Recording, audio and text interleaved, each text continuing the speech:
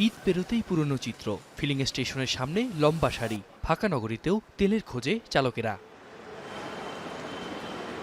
রাজধানী filling station জুড়ে এখন ভোগান্তির গল্প। গেল রাতে জ্বালানি সংকট ও নিরাপত্তা ইস্যুতে বাংলাদেশ পেট্রোল পাম্প ওনার্স অ্যাসোসিয়েশনের ফেসবুক বার্তার পর অস্থিরতা আরও বাড়ে। ঈদের ছুটি, পাম্পে ধারণ ক্ষমতার অভাব আর ডিপো থেকে সরবরাহ ঘাটতির কথা জানান তারা।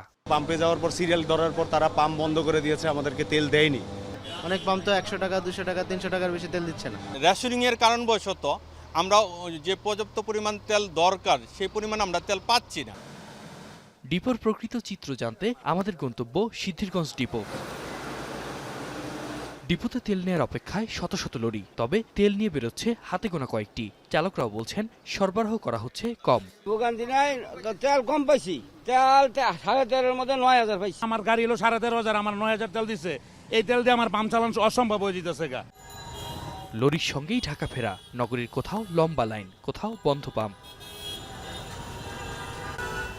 এদিকে চলতি মাসে চট্টগ্রাম বন্দরে এ পর্যন্ত জ্বালানি খালাস হয়েছে 25টি জাহাজে। দেশে আসার পথে আছে আরও 2টি জাহাজ। বর্তমানে খালাস চলছে একটি জাহাজে। তবে আমদানি সংকট না হলেও রেশনিং করে জ্বালানি সরবরাহ করছে চট্টগ্রামের ডিপোগুলো। তবে সরবরাহে ঘাটতি নেই বলে দাবি করছেন জ্বালানি মন্ত্রী ইকবাল হাসান মাহমুদ টুকু। আতঙ্কিত না হয়ে প্রয়োজন অনুযায়ী তেল কেনার আহ্বান জানান তিনি। আমরা দাম বাড়াইনি, আমরা ভর্তুকি দিয়ে, তারেক রহমানের নেতৃত্বে ভর্তুকি দিয়েও কিন্তু আমরা তেল সরবরাহ করে যাচ্ছে। গত বছর থেকে 25% বেশি বাড়িয়ে দিয়েছি এবং পেট্রোল পাম্পে আমরা তেল ডেলিভারি দিচ্ছি। এখন জনগণের সহযোগিতা প্রয়োজন, যাদের যা প্রয়োজন তার চেয়ে বেশি তেল না নেওয়ার জন্য আমি সবাইকে অনুরোধ করব। আতিক মেজবালগ্ন, এখন ঢাকা।